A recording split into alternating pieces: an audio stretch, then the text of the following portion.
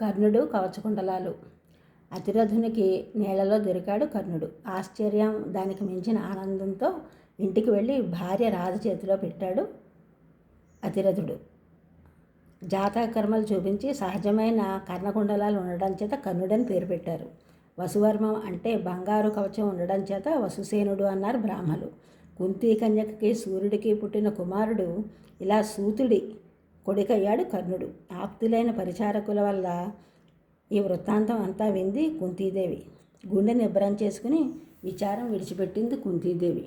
తగిన వయసు వచ్చాక కర్ణుణ్ణి హస్తినాపురం పట్టుకొచ్చాడు అతిరథుడు. అస్త్ర విద్య కోసం ద్రోణాచార్యుడి దగ్గర అప్పగించాడు. ద్రోణుని దగ్గర, కృపాచార్యుని దగ్గర, పరశురాముని దగ్గర మంచి మంచి అస్త్రాలు సంపాదించాడు కర్ణుడు. హస్తినాపురంలో దుర్యోధనుడితో స్నేహం ఏర్పడింది. దుర్యోధనుడికి మంచి చేయాలనడం కోసం అర్జునుడిపై వైరం పెంచుకున్నాడు.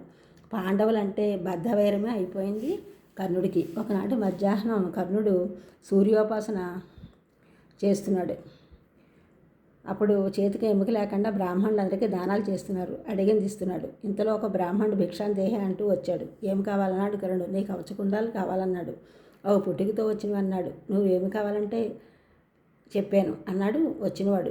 ఎవరో అర్థమైంది కర్ణుడికి. అంతకుముందే సూర్యుడు వచ్చి చెప్పాడు ఇంద్రుడు కపటబుద్ధితో వస్తున్నాడు అని. అయితే ఒకటి మాత్రం అనుగ్రహించు అన్నాడు కర్ణుడు. అమోఘమైన నీ శక్తిని నాకు ప్రసాదించు, కవచకుండలాలు ఇస్తాను అన్నాడు. తప్పకుండా అన్నాడు ఇంద్రుడు. అద్భుతమైన దీని శక్తి, యుద్ధంలో దీన్ని ప్రయోగిస్తే శత్రువుల్ని చంపేసి వెనక్కి తిరిగి వస్తుంది. అయితే ఒకటి మాత్రం ఉంది, ప్రపంచంలో ఎవరూ గెలవలేని పగవాడిని ఒక్కడిని మాత్రమే చంపుతుంది.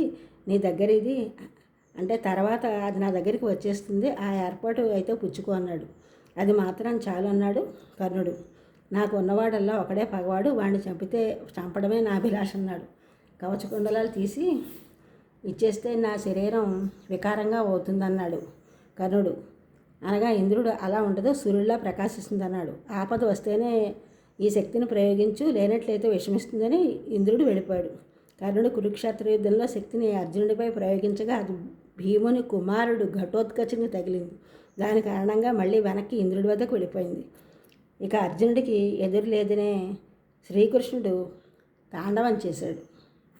ఈ ఛానల్ చూసిన వారందరూ కూడా సబ్స్క్రైబ్ చేయండి, షేర్ చేయండి, లైక్ చేయండి, కామెంట్ చేయండి. సబ్స్క్రైబ్ చేసిన వారందరూ కూడా కృతజ్ఞతలు. షేర్ చేసిన వారు, లైక్ చేసిన వారు, కామెంట్ చేసిన వారందరికీ కూడా ధన్యవాదములు.